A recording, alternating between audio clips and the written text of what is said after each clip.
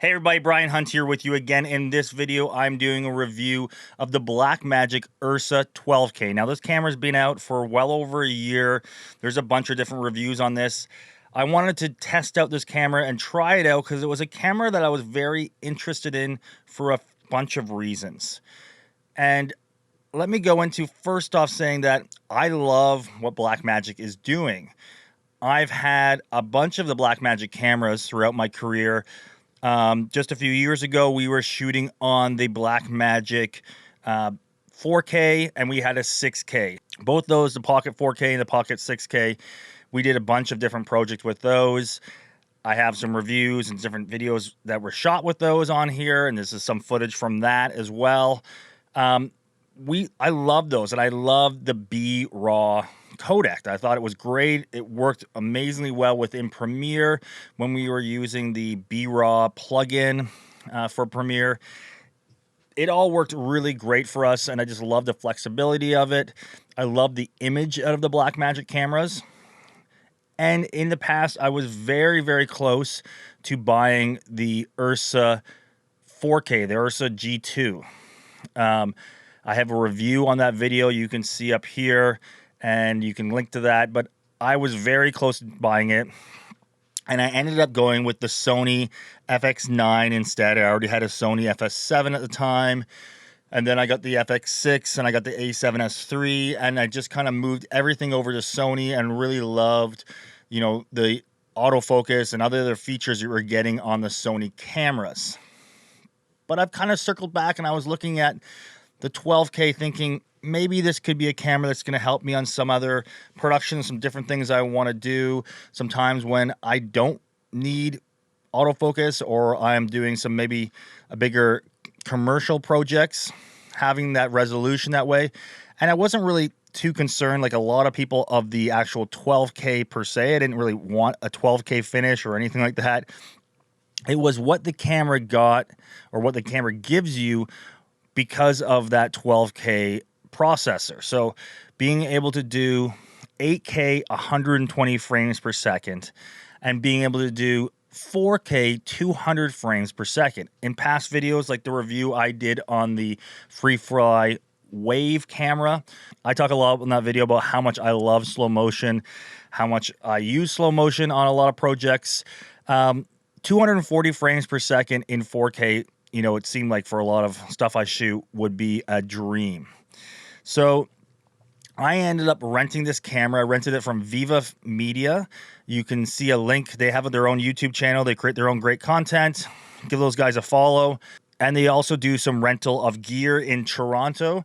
So I rented the 12K from them. I also rented it with the Dizio Pictar lenses. I was very interested in these lenses, the 20 to 55 and the 50 to 125 with the two lenses, the kit, and also the Blackmagic Assist monitor in the 7-inch monitor. I was kind of looking at this whole thing as a package to purchase, and wanted to test this out first. So I used this camera on a fun project I was working on with a friend of mine who is a sales rep for different products for mountain bike stuff, and he's also an amazing rider.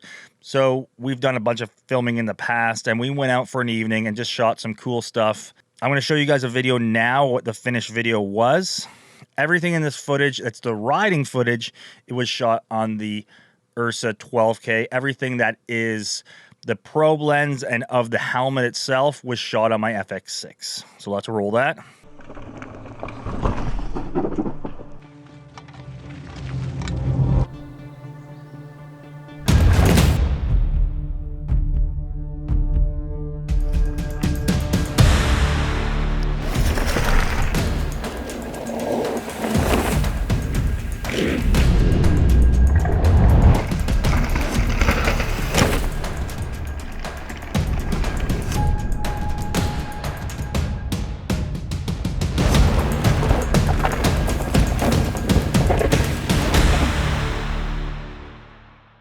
Okay, so fun project, made some cool content with that. I'm going to show you some more of these images from the camera. It was fun working with this camera, a lot of fun. It was a great working camera. Some challenges with it that just are part of the way that I work and the style of work that I do. One of them was being the size of the camera, how big it was, how heavy it was, and how hard that was to really get packed down into a backpack to me to ride into location. So that was one thing. It was a little bit slower setup that way. The 240 frames per second. Looking at some of these images, I'm going to show you some of the images now from that. There's a couple that were really backlit. And you can see that it gets really kind of rough pixelated on the side of the image. I don't know if it's because of the backlit on it. I don't know. There's some other 240 frames per second I shot that didn't look like this. But this kind of bugged me a little bit, the way that was looking and the way it processed that image in the 240 frames per second in the 4K. Otherwise, I love the image of it. I did some other interviews with this on another shoot just to test it out and see again in that kind of setting. I love the skin tones off the Blackmagic cameras. I love the menu system of the Blackmagic cameras. One of the things that really disappointed me in this camera, and I should have known from watching other reviews before, but this is the ISO setting, the ISO capabilities in this camera. So it has a pretty limited ISO range, and there's no dual ISO. And I never really realized how much I use dual ISO and how big of a deal it is for me now with having it on the Sony cameras, and again having that on the pocket cameras, which still is on the pocket cameras now, to be able to jump between these two different native ISOs. There's a lot of scenarios where I'm shooting where I don't have time to light things, or we don't have budgets to light things, and we're using a lot of ambient light, we're just using a lot of natural light. Maybe you're filling some things in here. Having that ability to shoot with a higher ISO, with a higher base ISO, is a big deal for me. And also, in the past video that I talked about before with the wave camera, having the ability when you're doing slow-mo, so when you're doing 240 frames per second, it eats up a ton of light.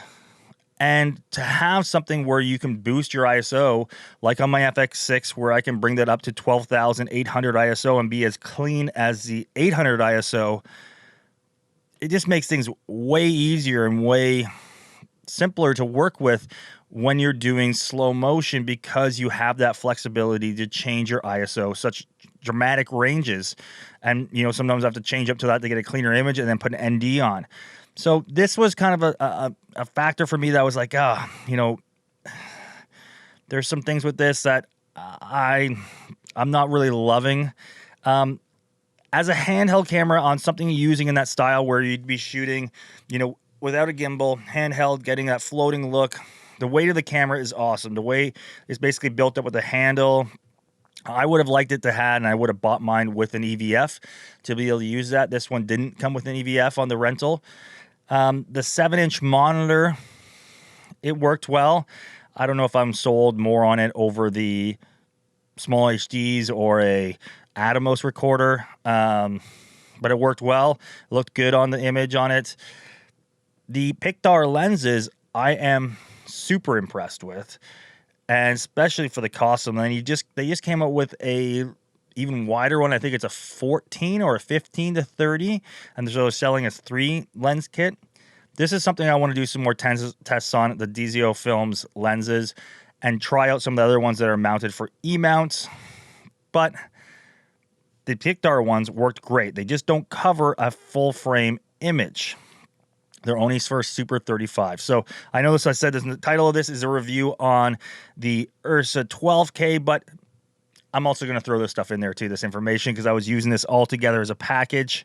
I'm not going to buy this camera. I'm not going to purchase this camera as of right now. I'm hoping maybe Blackmagic comes out with another camera that will have some other features on it, maybe a full frame, and maybe having more dual ISO, native ISOs like they have in the pocket cameras. But it did get me looking at these cameras again and again looking at the image.